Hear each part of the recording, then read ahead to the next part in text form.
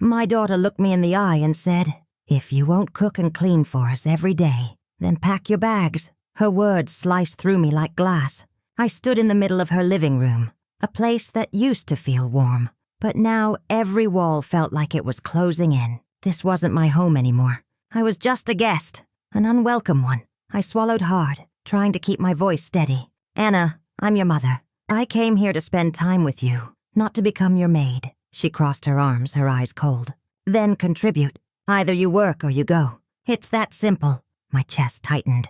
I wanted peace. After years of working 2 jobs, of sacrificing my health and happiness to raise her, I wanted nothing more than dignity in my later years. Instead, I was being told I wasn't enough. Her husband, Mark, leaned against the doorframe with a smirk that made my stomach twist. "It's only fair," he said casually. "You're not paying rent." The humiliation burned deeper than I could hide. Rent? I had given my daughter everything. Clothes on her back, food on her plate, education she didn't even thank me for. And now she and her husband wanted to reduce me to a servant, just to earn a bed under their roof. I whispered, almost pleading, "Anna, do you remember when you were 12 and I worked nights at the factory? I barely slept so you could go on that school trip. I did it for you. For us." Her face didn't soften. She didn't even blink. That was years ago. Things change. I felt my throat closing. Things change. She had no idea how much those words stabbed me. I tried again, my voice breaking. "I came here to be close to you, not to be used." She turned her back, dismissing me like I was some stranger. "Then make a choice, Mom. Don't drag this out." I stood there frozen, my hands trembling. Inside, my heart begged her to remember that I was the woman who carried her, who stayed up all night when she was sick, who clapped the loudest at every small victory in her life. But she didn't see me anymore. She only saw free labor. Mark's laugh filled the silence. "Come on, Anna. She'll give in. Where else can she go?" I clenched my jaw, too stunned to answer.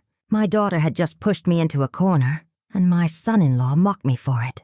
Later that night, I sat quietly in the guest room, staring at the pale walls that felt colder than ever. The smell of dinner I had cooked still lingered, but no one had said thank you. I heard muffled voices from the living room, my daughter and her husband, whispering again.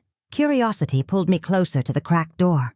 My heart pounded in my ears as I strained to listen. Anna's voice, sharp and careless, floated down the hall. "Don't worry. Mom will either serve us or she'll be out by next week." A laugh followed. Her laugh, my daughter's laugh. The sound stabbed me deeper than any words could. I pressed my hand to my chest, fighting the tears that burned my eyes. My own flesh and blood was plotting my future like I was disposable, like I was nothing. And in that moment, I knew one thing for certain. They had no idea who they were dealing with, because if they thought I would just fold, they were wrong. I wasn't supposed to hear her words, but once I did, I couldn't forget them.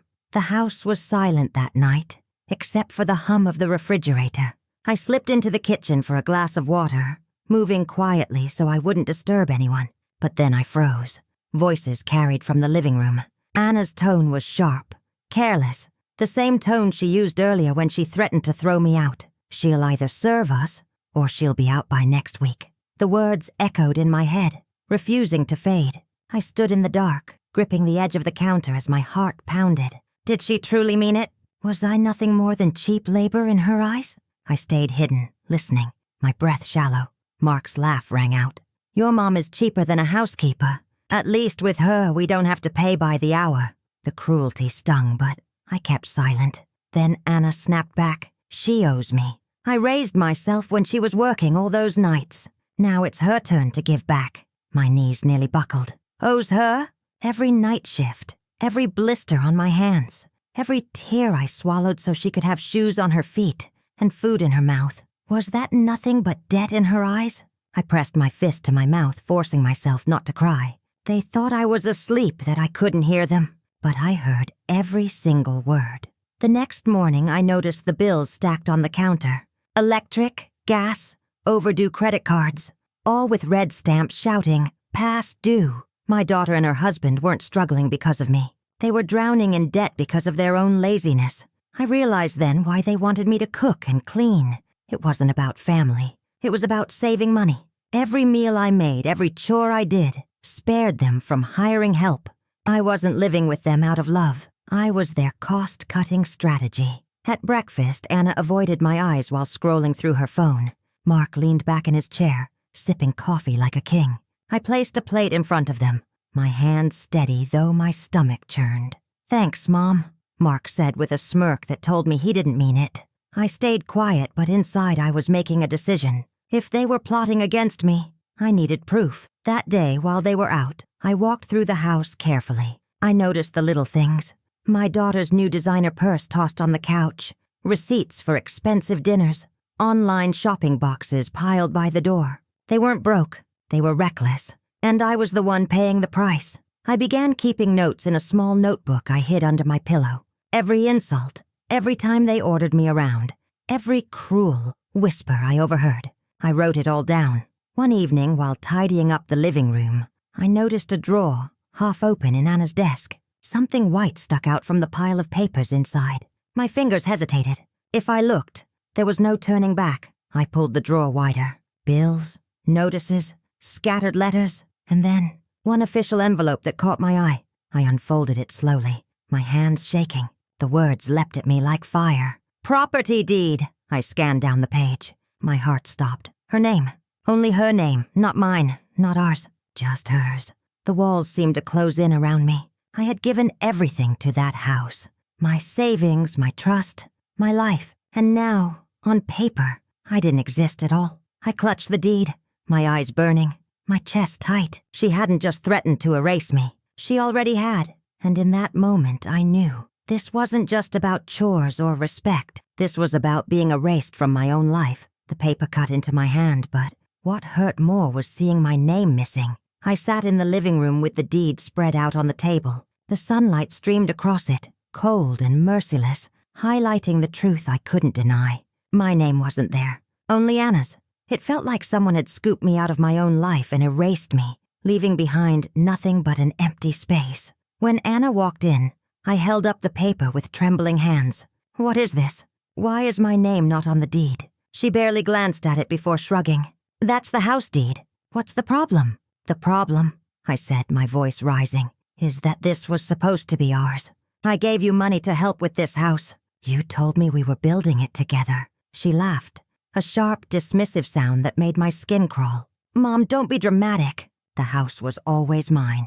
You just helped me when I needed it." Her words hit harder than any slap could. I remembered the day she came to me years ago, tears in her eyes, begging. "Mom, just sign here. It's just paperwork, nothing serious. It'll help us get approved." I trusted her. I signed. I thought I was helping her start a life with her husband. I never imagined she'd use my trust to shut me out completely. "You manipulated me," I whispered, the betrayal thick in my throat. "You knew exactly what you were doing." Anna's eyes turned icy. "I knew we needed a house and you had some savings. You should be grateful we let you stay here at all." My chest tightened, the air leaving my lungs. Grateful? After all I had sacrificed, she wanted me to feel thankful for scraps. Mark wandered in then, sipping his coffee like he owned the place. He leaned over the table, glancing at the deed, and smirked. "So she found it, huh?"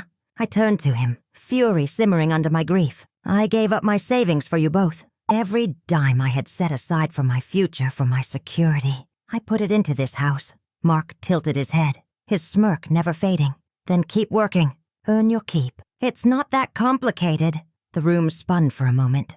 My daughter and her husband were standing right in front of me, mocking everything I had given. For the first time in my life, I looked at them not as family, but as strangers who had taken everything from me. I pressed my palms against the table, trying to steady my voice. "Do you even hear yourselves? Do you understand what you're doing to me?" Anna rolled her eyes. "Stop being so dramatic. We're offering you a place to stay. All we're asking is that you help out. Why are you making it so difficult?" I wanted to scream, to shake her, until she remembered the mother who raised her. But my voice came out low and broken. "I didn't raise you to treat me like this." Her lips curled into a cruel smile. "Maybe not, but this is how it is now." Tears stung my eyes, but I forced them back. Somewhere beneath the heartbreak, a spark of anger began to burn. For the first time, I realized I couldn't beg for her love anymore. I couldn't keep hoping she'd change. The conversation ended with her storming out. Mark laughing under his breath as he followed her. I sat there staring at the deed, my hands shaking. The walls of the house felt heavier, colder. Every picture frame, every piece of furniture I once believed we'd chosen together now looked like props in a play where I didn't belong. I didn't know how long I sat there until I heard a soft knock on the door. I wiped my eyes quickly and opened it. It was Mrs. Green, the neighbor. She looked at me with kind eyes, her voice gentle but firm. I don't mean to pry, but I overheard some of what they said. You should talk to a lawyer before it's too late. Her words sank deep into my bones, heavier than the deed still lying on the table. For the first time, I realized I wasn't just humiliated. I was in danger of losing everything. One drawer was always locked, until the day I found the key. For years I had walked past that drawer without question. It sat in the corner of her office room, wedged into a heavy desk, the one place I was never allowed to touch. "Don't go through my things," she'd always snapped. And I hadn't, until now. The key wasn't given to me. I found it wedged behind the radiator while dusting, its brass glinting faintly under a film of grime. My heart quickened as I held it, the forbidden weight pressing against my palm. That drawer had whispered to me for months. Tonight it was time to listen. I slipped inside her office when the house was quiet, the air heavy with the faint smell of her perfume. The drawer gave a stubborn creak as I unlocked it, and what spilled out made my breath catch. Stacks of envelopes, unopened bills, but alongside them, glossy receipts from high-end boutiques, salon appointments, spa weekends. All the while she'd stood in the kitchen sighing about how tight money was, lecturing me about wasting electricity. I spread the documents across the desk, the paper edges scratching at my fingers. Among them was a folder thick with printed emails and messages.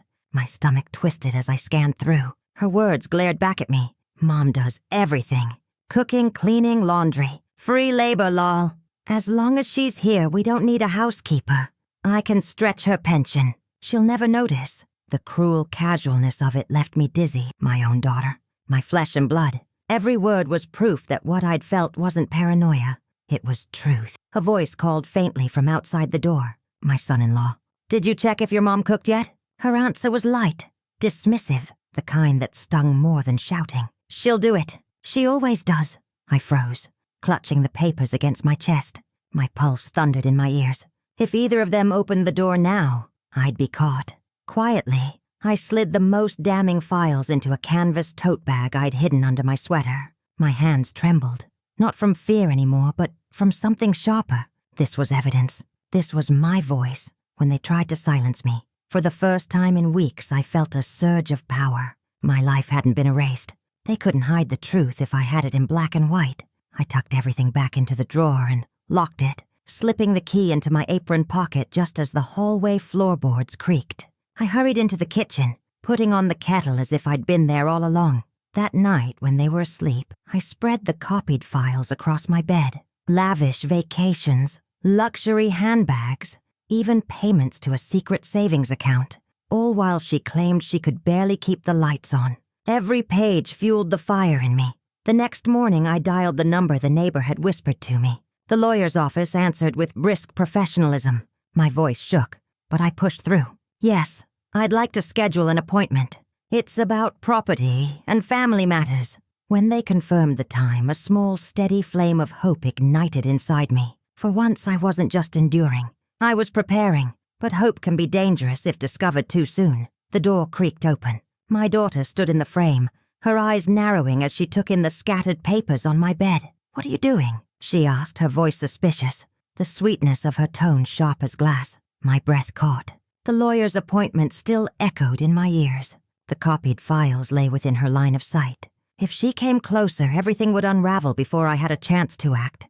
And in that moment, standing frozen under her gaze, I realized the real battle was about to begin. She cornered me in the hallway, her voice sharp. "Are you hiding something from me?" The hallway felt narrower than ever, its pale walls pressing in as she blocked my way. My daughter's eyes burned with suspicion, darting over me as though she could peel away my secrets with a single look. My heart hammered, but I forced my face into calmness. "Why would you think that?" I asked, keeping my voice steady. Her lips curled. "You've been sneaking around, whispering on the phone, going through things that aren't yours." I swallowed, careful not to glance toward my purse hidden in the bedroom, where the copied files now lay tucked beneath my clothes. I dust, I cook, I clean. That's all I do.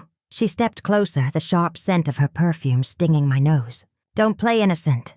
If you're plotting something against us, you'll regret it. For a long moment, we stood locked in silence.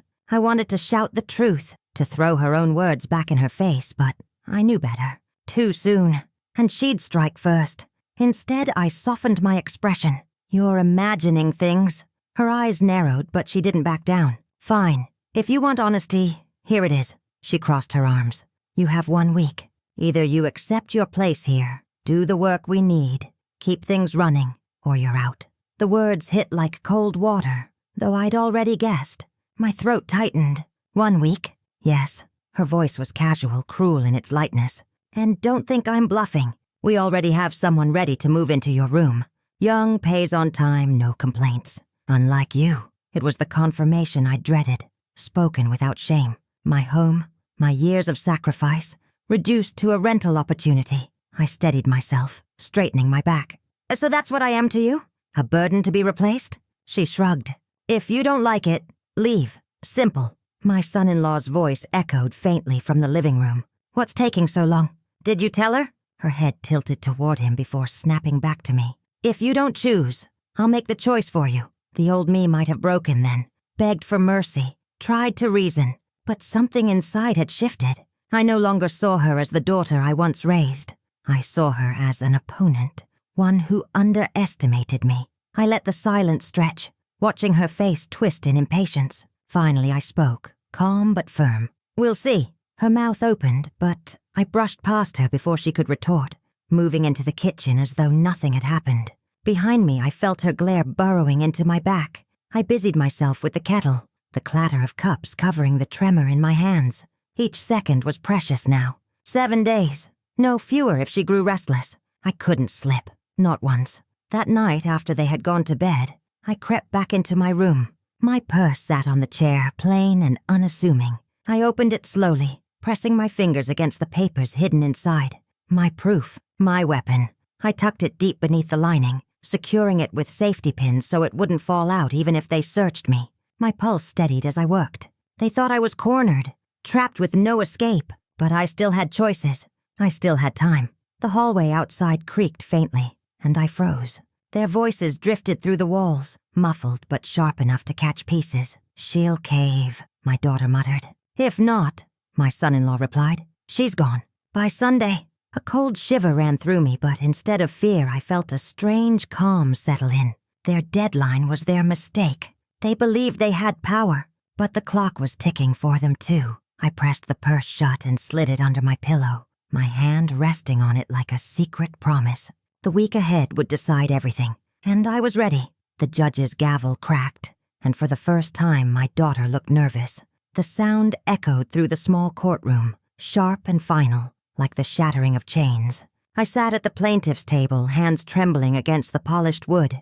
My purse rested at my feet, the copied files inside like a lifeline. For weeks I had lived under her threats, her deadlines, her twisted control. But here, under the eyes of the law, truth finally had a chance to breathe. Across from me, my daughter lounged back in her chair, her expression sweet and innocent, as if she were the dutiful child dragged unfairly into court. Her husband whispered something in her ear and she smirked. For a moment, doubt prickled inside me. What if the judge believed her over me? What if this all collapsed? Then my lawyer rose, calm and deliberate, and slid a thick folder onto the table. Your Honor, he began, this case is about exploitation.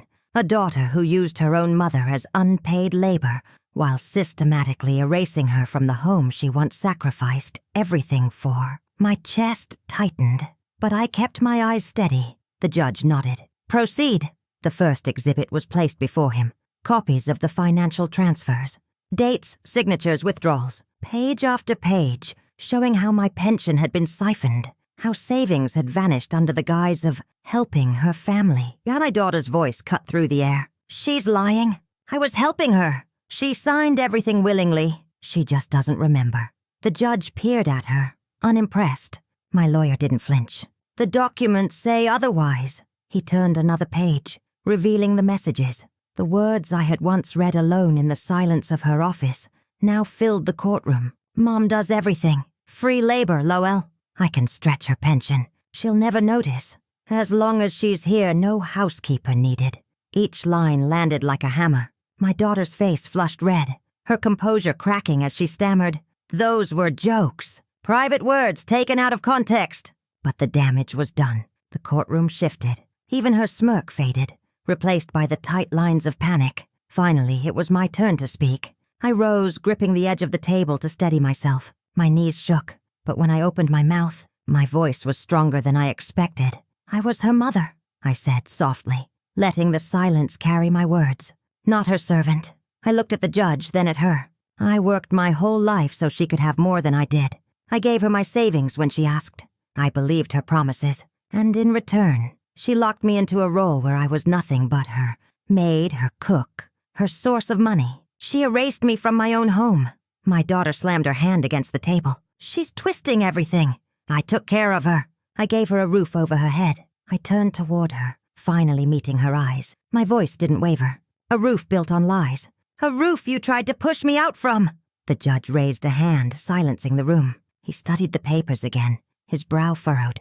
My lawyer leaned closer, whispering, "You did well." "Very well." The gavel cracked once more. "The court will consider the evidence carefully," the judge said, his tone measured. "But what is clear is this: the financial transfers, the documented statements, and the testimony all paint a troubling picture of exploitation." He glanced at my daughter. "You would be wise to reflect before continuing down this path." For the first time since this ordeal began, I saw it, fear flickering in her eyes. Not arrogance, not triumph, fear. The hearing wasn't over yet, but something had shifted. The walls she had built around me were crumbling, brick by brick, under the weight of truth. As we were dismissed for the day, I gathered my purse, holding it close. My hands no longer trembled. Fear had given way to something stronger, vindication. When I passed her on the way out, she turned her head, avoiding my gaze. And in that small gesture, I knew she finally understood I was no longer the woman she could silence. I walked out into the cool air, the courthouse doors heavy behind me. The road ahead wasn't finished, but for the first time in years, it belonged to me. When I returned to the house, silence greeted me. They were gone. The door creaked as I pushed it open, the echo carrying through hollow rooms. No laughter, no footsteps, no sharp voices pressing me into servitude. Just silence. For a moment, I thought I'd stepped into a stranger's home, not the place where I had cooked, scrubbed, and lived under their shadow. The living room was bare, the coffee table gone, the cushions stripped. Only dust outlines on the floor marked where their furniture once sat. My daughter and her husband had left in a hurry, without goodbyes, without apologies, without even looking back. I walked further in, each step heavy, as though I were crossing a battlefield. Memories clung to every corner. Here she had mocked me for moving too slowly. There he had barked orders like I was on his payroll. The air itself still carried the stale weight of their presence, though their voices were gone. On the kitchen counter, a stack of unpaid bills teetered, stamped with red warnings. Electricity, credit cards, even an overdue notice for the very groceries I had stretched to cook our meals. They had taken what they wanted and abandoned the rest, leaving the wreckage behind for me to find. For a moment, my chest tightened with anger. They had bled me dry and still walked away without shame. But then I noticed the envelope sitting apart from the others, crisp and official. I tore it open with trembling hands. Inside, the deed, my name restored, bold and unshakable across the page, proof that despite everything, the house was mine again. Not a room in someone else's domain. Not a burden waiting to be pushed out. Mine. The phone rang, startling me in the quiet. I fumbled to answer, my lawyer's calm voice filling the empty hall. "You've won, ma'am. It's yours again. Whatever debts they left behind, we'll sort them out. The important thing is, you're free of them now. Free." The word lingered, heavy, yet soothing. After the call, I carried the deed through the rooms, touching the walls like greeting an old friend. I opened doors slowly, as though reclaiming them one by one. My daughter's room was stripped bare, but I could still see the child she once was, sitting cross-legged on the floor with dolls, long before resentment had soured her heart. In my own room, the bed remained, though the linens were gone. I sat down, the weight of weeks pressing into me. The purse with my copied files still lay where I had kept it, no longer a shield but a relic of survival. The silence grew softer as I breathed it in. No orders shouted, no footsteps pacing in anger. Just the faint hum of the refrigerator and the creak of the old house settling. For the first time, it felt like home again. I stood and drew the curtains open, letting sunlight stream through the windows. Dust motes danced in the golden light, and I realized the house was no longer a prison. It was waiting for me to claim it, to fill it not with duty and fear, but with peace. Walking back to the kitchen, I gathered the bills into a neat pile. They were not my debts, not my shame, but I would face them anyway, one envelope at a time. That was the difference now. I was no longer carrying their weight on my back. I brewed tea, the familiar steam curling into the air, and sat at the empty table. The house was quiet, but the silence no longer hurt. It healed. I thought of all the nights I had stood at this same counter, wondering if I would ever escape. And now, here I was, sipping tea with the deed in my hand, the house my own again. The emptiness no longer felt like loss. It felt like space to breathe, to rebuild, to remember who I was before they tried to erase me. I raised the teacup, a small smile tugging at my lips. For the first time in years, I whispered to the quiet walls, "I'm home." I sat at the kitchen table alone, and for the first time, I felt peace. The chair creaked under me as I settled in, the morning sunlight spilling across the table. No voices ordered me to hurry. No footsteps demanded I clean or cook. The silence was steady, not hollow anymore. It was mine. The teacup warmed my hands and I breathed in slowly. The bitterness of betrayal still lingered, but so did something stronger. Relief. For the first time in years, I could sit in my own home without fear of being told I didn't belong. Yet grief tugged at me. My own daughter had turned against me, treating me like a servant instead of the woman who had carried her, raised her, sacrificed for her. That wound would never vanish. Some nights I still heard her voice in my mind, sharp and dismissive, telling me to earn my keep. I closed my eyes and whispered to the empty room. "You took my love for granted, but you didn't take me." A soft knock interrupted my thoughts. When I opened the door, my neighbor stood there, a kind smile on her face. She held a small basket of muffins. "I just wanted to check on you," she said gently. "The street's been quiet since they left." I let her in, grateful for the company. She glanced around at the cleared-out rooms, her eyes softening. "You deserve better," she said firmly. "Don't let her shadow linger in here." Her words struck deep. I nodded, blinking back tears. "I won't.